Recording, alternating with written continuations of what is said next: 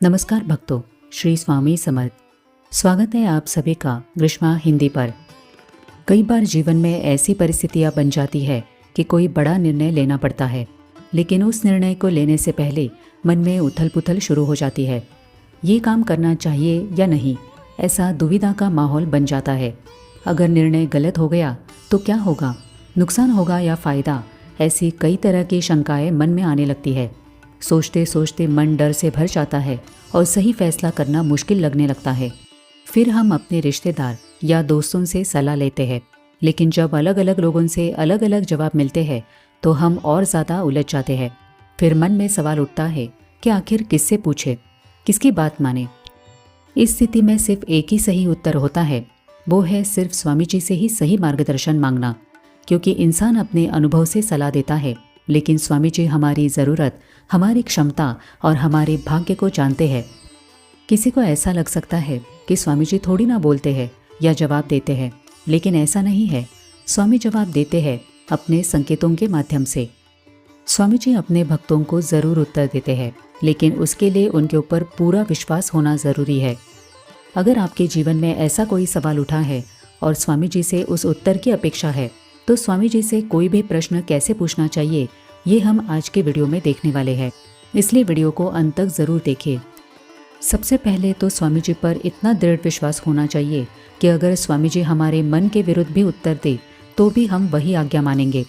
आज्ञा के बाहर नहीं जाना चाहिए, क्योंकि उसमें नुकसान हमारा ही होता है। ये बात स्वामी जी जानते हैं, इसीलिए कई बार हमारे मन के विरुद्ध भी उत्तर मिल सकता है। स्वामी जी से प्रश्न उत्तर करना कोई खेल नहीं है, इसलिए अगर स्वामी जी पर श्रद्धा और भक्ति सच में गहरी हो तभी प्रश्न पूछना चाहिए। अब देखेंगे कि स्वामी जी से कोई भी प्रश्न कैसे पूछना चाहिए। सबसे पहले तो एक प्लेन पेपर लेंगे। अगर आपके पास प्लेन पेपर नहीं है तो आप लाइन वाला कागज़ भी ले सकते हो।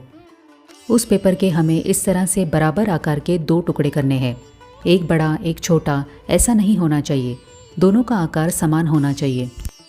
अब दोनों कागज़ पर लाल पेन से श्री स्वामी समर्थ लिखना है। फिर हमारे मन में जो भी प्रश्न है, जैसे कि मुझे घर लेना है या ये काम करना है, तो ये करना चाहिए या नहीं, उसके लिए एक चिट्ठी पर हाँ लिखे और दूसरी चिट्ठी पर नहीं लिखे। या फिर ये करना है या नहीं करना है, ऐसा लिख सकते हो। यानी कि एक चिट्ठी सकारात्मक होगी और दूसरी नकारात्मक।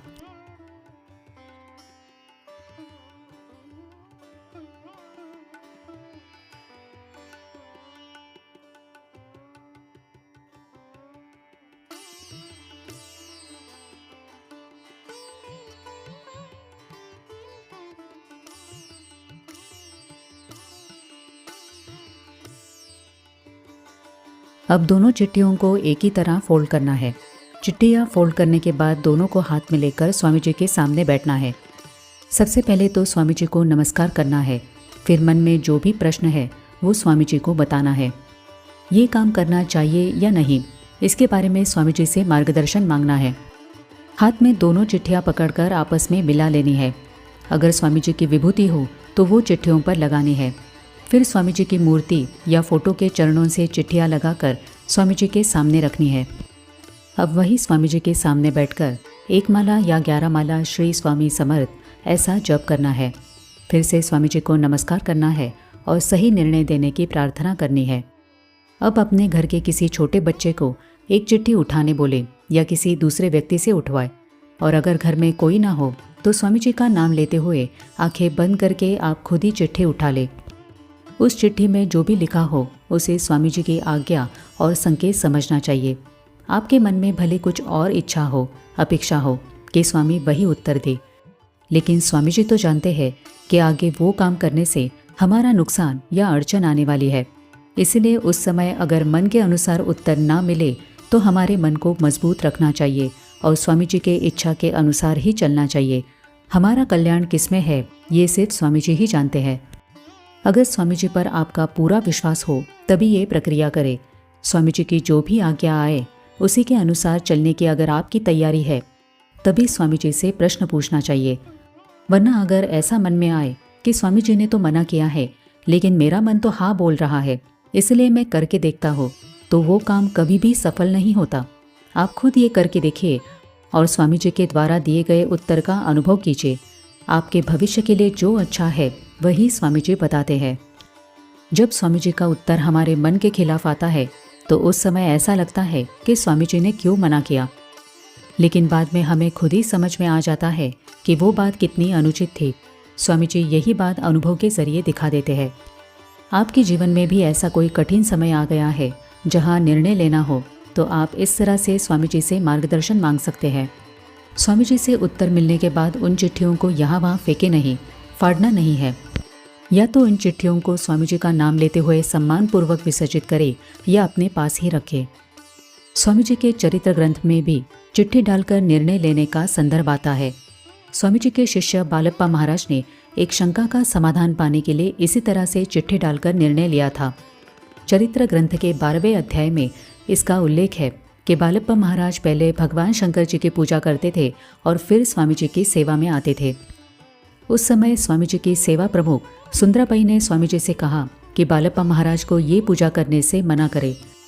स्वामी जी ने बालप्पा जी को पूजा करने से मना कर दिया, लेकिन बालप्पा जी को ये लगा कि शायद ये सुंदराबाई के बात के कारण कहा जा रहा है, इसलिए उनके मन में शंका पैदा हो गई। फिर उन्होंने उस शंका को दूर करने के लिए 2 चिट्ठियां बनाई। एक पर पूजा करे और दूसरी चिट्ठी पर पूजा ना करे ऐसा लिखा। जब चिट्ठी उठाकर देखी तो उसमें पूजा नहीं करे ऐसा लिखा था। इसीलिए उन्होंने उसे स्वामी जी की आज्ञा मान ली और उनके मन का सारा भ्रम दूर हो गया। स्वामी जी पूर्ण दत्तावतारी त्रिगुणात्मक है, इसलिए स्वामी जी के रूप में भगवान शंकर जी की पूजा अपने आप हो जाती। इसी कारण बालप्पा जी ने स्वामी जी की आज्ञा का पालन किया।